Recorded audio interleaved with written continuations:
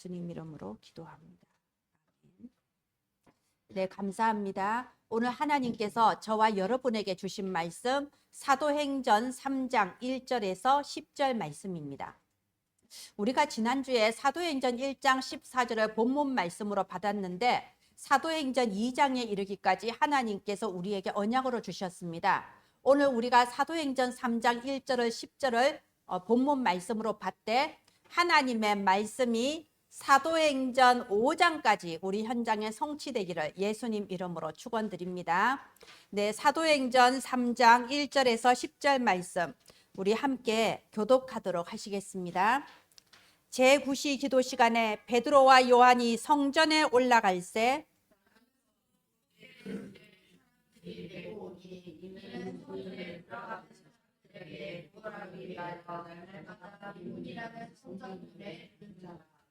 그가 베드로와 요한이 성전에 들어가려 함을 보고 구걸하거늘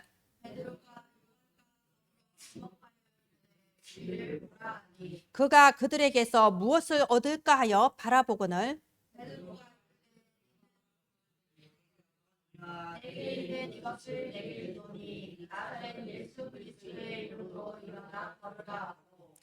오른손을 잡아 일으키니 발과 발목이 곧 힘을 얻고 성전으로 들어가면서 걷기도 하고 뛰기도 하며 하나님을 찬송하니 모든 백성이 그 걷는 것과 하나님을 찬송함을 보고 그가 본래 그에게 일어난 일로 인하여 심히 놀랍게 여기며 놀라니라. 아멘.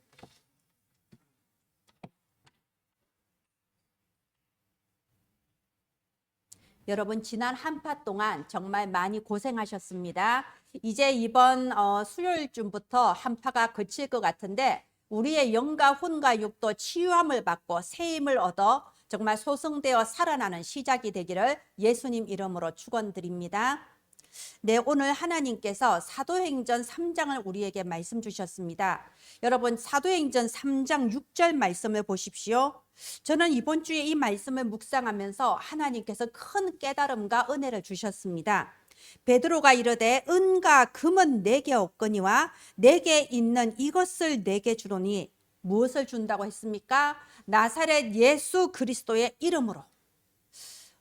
제가 아주 초신자였을 때 제가 신앙생활 시작해서 정말 베드로가 누군지 바울이 누군지 잘 모르고 있을 때 이 말씀을 하나님께서 내게 주신 적이 있습니다. 은과 금은 내게 없거니와 그때 제가 생각했습니다. 아, 이 사람이 누군지 모르지만 이 사람 또 돈이 없었구나. 은도 없고 금도 없었구나. 그런데 이 사람과 나와의 차이점이 뭐냐? 나는 은과 금이 없어서 하나님 내가 교회까지 다녀주는데 내가 예수님도 영접했고 내가 시킨 대로 예배도 꼬박꼬박 드리는데 이게 대단한 건데 왜 내게 아직도 응답이 없습니까? 그게 항상 물음표였어요. 달라지는 게 없다고 느낀 겁니다. 그런데 이 구절을 읽을 때 하나님이 내게 딱 깨달음을 주시는 거예요. 은과 금은 응답의 기준이 아닌 거예요. 지금 이 베드로도 은과 금이 없다고 말하고 있습니다. 여기까지는 나하고 똑같아요. 근데 뒤에가 다른 거야. 뒤에가 뭐라고 합니까? 내게 있는 이것을 너한테 주노니 그게 뭐라고요? 예수 그리스도 이름을 준 겁니다. 예수 그리스도의 이름을 줬을 때 어떤 역사가 일어났습니까? 인류 역사상 다시 없을 전무후무한 기적의 역사가 일어나고 바로 이날에 5천 제자가 일어나는 역사가 일어났거든요. 제가 크게 그때 초신자 때 아직도 영의 것이 무엇이며 육의 것이 무엇인지 분별도 잘 안 되고 있을 때 신앙생활이 무엇이며 종교생활이 무엇인지 내가 누구인지도 잘 모르고 있을 때에 이 말씀으로 하나님께서 내게 큰 응답을 주셨습니다. 우리는 은과 금이 있어야 응답이라고 생각합니다. 뭔가 불신자들도 알고 있는 그 증거가 내게 있어야 그것이 응답이고 그것이 축복인 줄 알았습니다. 전혀 영적인 것과 육적인 것을 분별하지 못하면서 평생 교회 다니는 사람들이 얼마나 많습니까? 그런데 보십시오. 이 베드로가 이 한 구절을 말했을 때 베드로가 어떤 사람인가요? 베드로가 알았던 겁니다. 내가 받은 축복 중에 최고의 축복은 바로 그 이름이구나. 예수 그리스도. 이것이 내가 받은 최고의 축복이구나. 내가 가진 예수 그리스도, 내가 소유한 예수 그리스도, 아무도 빼앗아갈 수 없는 나의 것 예수 그리스도, 이 이름의 권세가 얼마나 큰 것인가를 베드로는 깨닫고 있었던 겁니다. 여러분, 진짜 서러운 게 뭔가요? 다른 사람 다 주면서 나만 못 받는 거죠. 그래서 옛날 어른들이 그랬잖아요. 애들이 인상 쓰고 있으면 너는 표정이 왜 그러냐, 마치 남들은 떡 하나 다 주고 너만 떡 못 받은 것처럼 왜 그런 표정을 짓냐 그러잖아요. 남들 다 받는데 나만 못 받으면 서럽습니다. 그런데 그것보다 더 서러운 게 뭐냐, 받아놓고도 받은지 모르는 겁니다. 내가 다 받아놓고도 내가 뭘 받았는지를 모른다면 그것처럼 영적으로 서러운 게 없습니다. 자, 이렇게 내게 있는 것을 내게 주노니 나사렛 예수 그리스도 이름으로 일어나 걸어라. 그리스도를 선포했을 때 어떤 일이 벌어졌나요? 그곳의 역사는 흑암이 꺾인 겁니다. 이 안전뱅이가 40년 동안 잡혀있던 그 운명과 사탄의 종에서 완전히 해방을 받고 바로 그때에 예수 그리스도 이름을 증거할 수 있는 수많은 증인들이 현장에 일어났습니다.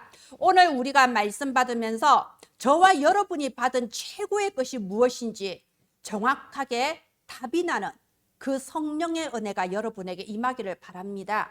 여러분, 우리는 배워서 아는 것이 아닙니다.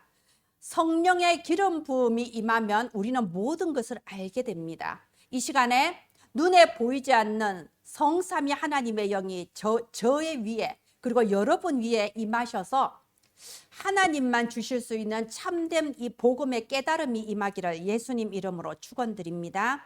예, 다음 화면 해주세요. 우리가 이 베드로의 걸어갔던 그 여정을 보겠습니다. 오늘 이 선포를 하기까지 베드로가 걸어갔던 여정, 그리고 한 사람이 부름을 받아서 다른 사람 앞에 이 이름을 증거하는 전도자로 살아가기까지의 그 여정을 우리가 잠깐 보도록 하겠습니다. 이것은 저의 여정이고 또 여러분의 여정이기도 합니다. 마태복음 16장 16절에서 베드로가 놀라운 고백을 했습니다. 주는 그리스도시요 살아계신 하나님의 아들이십니다. 진짜 전무후무한 고백을 베드로의 입으로 한 거예요. 이 고백이 얼마나 놀라운 거냐, 예수님이 말씀하셨잖아요. 네가 복이 있구나. 하나님께 복 받지 않으면 그 고백 못합니다. 여러분, 영접을 아무나 하는 게 아니에요. 예수님을 나의 구주로 영접합니다. 이 기도 아무나 하는 것 같지만 절대 아닙니다. 복 받은 사람이 하는 겁니다. 자, 네가 복이 있구나 하면서 네가 천국 열쇠를 가졌다, 막 네가 교회의 반석이다, 막 모든 축복을 다 부어주셨어요. 그런데 마지막에 뭐라고 했나요? 마태복음 16장 20절에 보면요, 아직 아무에게도 그리스도를 말하지 말라고 했습니다. 나가서 그리스도에 대해서 말하지 말라고 했습니다. 그 이유가 뭘까요? 여러분, 우리가 성경에 보면요, 하나님은 만홀히 여김을 받지 않으신다라는 구절이 있습니다. 하나님은 속지 않으신다는 거예요. 우리가 때로는 다른 사람을 속일 수 있습니다. 그걸 거짓말이라고 하죠. 때로는 나 자신도 속일 수 있습니다. 그걸 보고 망상이라고 해요. 왜? 나는 진짜라고 알고 하는 말이니까. 그런데 사람도 속일 수 있고 자기 자신도 속일 수 있는데요. 그러나 영적인 것은 속일 수가 없습니다. 영적인 것은 정확하게 결과로 드러납니다. 이 베드로를 보십시오. 베드로는요, 주님이 죽으면 나로 따라 죽겠습니다 막 이랬지 않습니까? 그런데 예수님이 저 제사장들 앞에 끌려가서 채찍에 맞으면서 고난당하던 바로 그 시간표에 나는 저 예수를 모른다. 계집여종 앞에서 벌벌 떨면서 나는 예수를 모른다. 3번이나 부인했습니다. 마지막에는 저주하면서 부인했다고 돼 있어요. 예수라는 그 이름을 저주하면서 욕하면서 나는 예수를 모른다고 부인했습니다. 그런데 그때 새벽닭이 멀리서 울었어요. 예수님께서 말씀하셨거든요. 내가 주님을 따라 죽겠습니다 라고까지 했을 때 예수님이 말씀하셨어요. 베드로야, 네가 오늘 새벽닭이 울기 전에 나를 모른다고 3번이나 부인할 것이다. 절대 그럴 리가 없습니다. 나는 그런 사람이 아니에요. 나는 그런 사람이 아니에요. 예수님 나에 대해 오해하고 계시네. 근데 어떻게 됐습니까? 새벽닭이 울었어요. 누가복음에 보면요, 그 새벽닭이 우는 그 시간에 베드로가 심히 통곡했다고 돼 있습니다. 그 뒤에 예수님이 부활하셨다는 소문을 들었어요. 그런데 베드로는 원래 베드로 성격에 예수님 부활했다면 안 뛰어갔겠습니까? 근데 베드로는 차마 예수님 앞에 나갈 수가 없었어요. 오히려 예루살렘을 멀리 떠나서 자기 고향 갈릴리 호숫가로 가서 나는 고기나 잡겠다. 왜? 내 원래 그런 인간이니까. 조상 대대로 고기나 잡던 어부 집안이고 나는 고기나 잡다가 죽는 게 내 운명이야. 그러면서 고기 잡으러 갔는데 예수님이 찾아오셨잖아요. 그지요? 자, 사실은요. 마태복음 16장 16절에 주는 그리스도시요, 이거는 누구나 할 수 있습니다. 우리가 초등학생 저학년 어린이만 데려다가 한 30분만 가르치면 그 애도 한다니까요. 누구나 할 수 있습니다. 우리도 다 했잖아요. 예수님은 그리스도입니다. 나의 구주입니다. 내 마음에 영접했습니다. 그리고 우리가 예배를 드렸습니다. 기도도 하고 헌금도 했습니다. 세계복음화라는 단어가 귀에 들려왔을 때 그게 나쁜 말이 아니기 때문에 나도 세계복음화 이 언약 붙잡았습니다. 그런데 어느 날 베드로가 맞았던 그 새벽닭의 울음소리가 들렸던 그 시간표가 어느 날 찾아오는 거예요. 그때 베드로는 자기 자신을 깨달았습니다. 내 입술의 고백이 내 입술의 고백일 뿐이었구나. 나라는 사람의 본질은 여전히 창세기 3장에서 변화된 것이 없구나. 사탄은 여전히 창세기 3장, 6장, 11장에 그 죄와 사망의 줄로 내 목을 얽어매고 언제든지 사탄이 손짓 한번 하면 나는 넘어지고 마는 인간이구나. 자기의 본질을 깨달았습니다. 여러분, 나의 본질을 깨달아야 그때부터 그리스도가 깨달아져요. 나를 알지 못하면 그리스도가 소용이 없습니다. 그리스도가 정확하게 말하면요, 그리스도가 필요가 없어요. 그리스도 필요 없어요. 그냥 하늘에서 그냥 돈벼락이나 떨어지고 로또나 당첨되면 되지. 그리스도가 필요 없다니까요. 내 운명과 이 본질을 알지 못하면요, 다윗이 그랬습니다. 여러분, 다윗은요 어릴 때부터 믿음이 좋은 사람이었어요. 그런데 어느 날 사무엘 선지자가 찾아와서 네가 왕이 될 거다. 하나님은 외모를 보지 않고 중심을 본다 하면서 기름 부었습니다. 다윗은요, 그래, 나는 외모는 보잘것없는 목동이지만 하나님은 나의 중심을 아시는구나. 나는 그래, 정말로 오직 하나님밖에 없어. 근데 그게 착각이었습니다. 언제 드러났습니까? 이 다윗이 전쟁을 다 치르고 왕의 자리에 올라갔어요. 이제는 전쟁터에 직접 나갈 필요가 없어. 자기는 왕궁의 후방에 앉아있고 이제 부하들을 내보내면 전쟁을 하는 겁니다. 사람은요 영적으로 평안해질 때 그때 사탄이 틈타는 거예요. 내가 이제 집사되고 권사되고 이제 나 정도 되면 그래도 믿음 있지 않나, 영적으로 해이해질 때 사탄이 틈타는 거예요.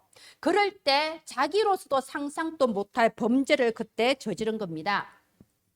간음의 죄를 저질렀고 이 간음을 감추기 위해서 차도살인, 살인의 죄를 저지른 겁니다. 하나님을 알지 못하는 이방인, 우상숭배자도 하지 않을 더러운 죄를 다윗이 저지른 거예요. 그리고 다윗은요 이걸 아무도 모를 거라고 생각했어요. 아무도 모르죠. 그러나 하나님은 속일 수 없는 거 아닙니까?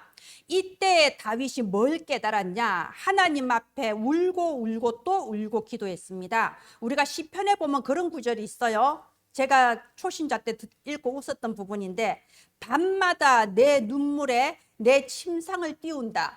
그래서 제가 너무 과장이 심하네. 아무리 눈물을 흘린다고 침대가 뜬단 말이냐? 그러니까 그만큼 울었다는 뜻이겠죠.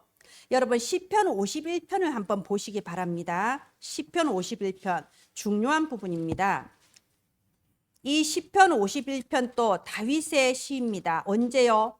이 나단 선지자로부터 자기의 그 죄를 지은 그것을 지적당했을 때, 때론 지적도 당해야 돼요. 그때 다윗이 지은 시입니다. 그 중에 시편 51편 5절에 보면요, 내가 죄악 중에서 출생하였으며 어머니가 죄 중에서 나를 잉태하였나이다. 다윗은요 자기의 이 극악한 죄를 통해서 뭘 깨달았냐? 나는 원래 죄인이구나, 이걸 깨달은 거예요. 내가 지금 이 살인과 간음을 저질러서 죄인이 아니고 나는 우리 어머니 뱃속에 잉태되었을 때부터 이미 나는 죄인, 죽을 수밖에 없는 죄인으로 이 땅에 태어났구나. 그게 무슨 죄인가요? 창세기 3장의 원죄인 거예요. 태어날 때부터 죄인이었고 사탄의 종이었고 이미 지옥이 확실하게 보장되어 있는 바로 그 존재로 내가 이 땅에 태어났구나. 그걸 깨달은 겁니다. 51편 17절에 보면요, 하나님께서 구하시는 제사는 상한 심령이라고 되어 있습니다. 여러분, 상한 심령, 나의 죄성으로 말미암아 깨닫고 너무나도 슬퍼하고 통회하는 그 심령을 하나님이 바라신다고 했습니다. 무슨 뜻인가요? 하나님이 우리가 슬퍼하는 걸 바라는 게 아니고요, 내가 죄인이구나, 나는 무슨 짓을 해도 이 원죄에서 벗어날 수 없고, 나는 무슨 짓을 해도 이 죄와 사망의 법에서 나는 해방받을 수가 없고, 나는 무슨 짓을 해도 지옥에서 벗어날 수 없는 죄인이구나, 이것을 깨닫기를 하나님께서 바라신다는 뜻입니다. 여러분, 우리가 자력 구원이라는 말이 있습니다. 자력, 내 힘으로 구원받는다는 겁니다. 자력 구원의 대표적인 예가 이제 불교예요. 제가 예전에 불교에서 오랫동안 있었습니다. 그래서 저는 정말 불교가 아주 수준 높은 종교라고 생각합니다. 그런데 보세요, 이 불교는요, 너무나도 수준 높고 점잖은데 딱 하나, 내 힘으로 구원받으려고 하는 거예요. 그래서 성불이라는 말이 있고 열반이라는 말이 있고 그러지 않습니까? 네가 부처가 되어라 그러지 않습니까? 그래서요, 진짜 훌륭한 종교인데 절대 불가능한 것으로 우리를 속인다 이겁니다. 이 다윗이 그걸 깨달은 거예요. 하나님께서 구하시는 제사는 상한 심령이라 결코 내 힘으로 구원받을 수 없고 오직 위로부터 내려주시는 구원이 필요하다는 걸 깨닫기를 원하시는 겁니다. 그래서 19절에 보면요, 그때 주께서 온전한 번제를 기뻐하신다고 되어 있습니다. 여러분, 온전한 번제가 뭔가요? 예수 그리스도를 의미하지 않습니까? 머리부터 발끝까지 다 불에 태워서 하나님 앞에 드리는 제물, 예수 그리스도께서 십자가에 죽으심으로써 자기 자신을 하나님께 온전한 번제로 올려드린 겁니다. 예수 그리스도 외에는요, 다른 구원의 길이 없습니다. 바로 이 사실을 깨달았을 때 참된 증인이 될 수 있는 겁니다. 이 베드로가 자신의 죄성을, 자신의 본질을 깨닫고 저 갈릴리 바닷가로 다시 돌아가 있을 때에 예수님이 그날 밤에 찾아오셨습니다. 원래 고기는 밤새도록 잡고 새벽에 들어오잖아요. 그런데 새벽에 미명이 밝아오는데 저기 저 모래밭에서 누군가가 모닥불을 피우고 있는 거예요. 오면은 바로 먹을 수 있게 떡도 굽고 있는 거예요. 멀리서 제자들이 바라보니까 예수님이시다, 예수님이신 것 같아, 막 이렇게 막 소란이 일어났습니다. 그런데 베드로가 그 말을 들었을 때, 원래 베드로는요, 열심특심 적극적인 사람이에요. 그 자리에서 우통벗고 물에 뛰어들어서 예수님이란 말을 듣자마자 헤엄쳐서 간 겁니다. 그런데 그 말을 듣고 막 헤엄쳐서 갔지만 차마 예수님 앞에서는 말을 하지를 못하는 거예요. 고개 푹 숙이고 모닥불가에 가서 그냥 앉아 있으니까 예수님이 뭐라고 합니까?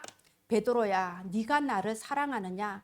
여러분, 사람은요, 믿음의 대상이 아니에요. 예수님 베드로 안 믿었어요. 베드로가 내가 죽기까지 주를 따르오리다 할 때 그 말 믿었습니까? 네가 오늘 새벽 다 굴기 전에 3번이나 나를 부인할 거다 그랬잖아요. 사람은요, 믿음의 대상이 아니고 사랑의 대상입니다. 예수님은 베드로에게 다른 거 바라지 않았어요. 네가 나를 사랑하느냐? 여러분, 예수님을 사랑하십니까? 예수님 사랑하시나요? 그거면 충분해요. 네가 나를 사랑하느냐? 예수님을 위해서 대단한 헌금을 하거나 대단한 업적을 쌓거나 대단하게 선하게 살아라가 아닙니다. 그럴 능력이 없는 죄인이잖아요. 그래서 네가 나를 사랑하느냐? 주여. 예, 베드로가 옛날 같으면 내가 죽도록 주님 사랑합니다 이럴 건데, 이제는요, 자기가 누군지를 알았거든. 자기가 어떤 존재인지 깨달았거든. 그러니까 이제는 이렇게 말하죠. 주여, 내가 주를 사랑하는 줄 주께서 아시나이다. 그죠? 그러니까 예수님이 뭐라고 합니까? 내 어린 양을 먹여라, 내 어린 양을 길려라, 내 어린 양을 치라. 여러분, 어린 양은요, 아직도 내게 구원이 필요하다는 것조차 모르는 죄인, 창세기 3장의 원죄로 말미암아 눈이 어두워져서 자기 자신이 죄인이라는 것도 모르고 구원받아야 된다는 것도 모르고 은과 금만 있으면 되는 줄 아는 그 사람들을 어린 양이라고 하는 겁니다. 베드로가 전에는 가르치는 자로서 섰다면 이제는 나도 죄인으로서, 그러나 예수님의 피로 용서받은 죄인으로서 또 다른 죄인에게 증인으로 서게 된 겁니다. 그래서 베드로가요, 이 안전뱅이를 딱 봤을 때 이 안전뱅이의 문제는 은과 금이 없는 게 문제가 아니다. 네가 돈이 없어서 여기 구걸하고 있는 것 같지만 네가 돈이 없어 거지 노릇하고 있는 그게 문제가 아니야. 네 문제는 뭐냐? 네가 운명에서 잡혀 있는 거, 사탄의 종노릇에서 아직도 해방받지 못하고 있는 거, 그게 너의 진짜 문제다. 딱 보여진 겁니다. 그래서 거기서 해방받을 오직 한 이름 예수 그리스도, 그 이름으로 해방받으라 라고 선포한 겁니다. 어떤 결과가 나타났나요?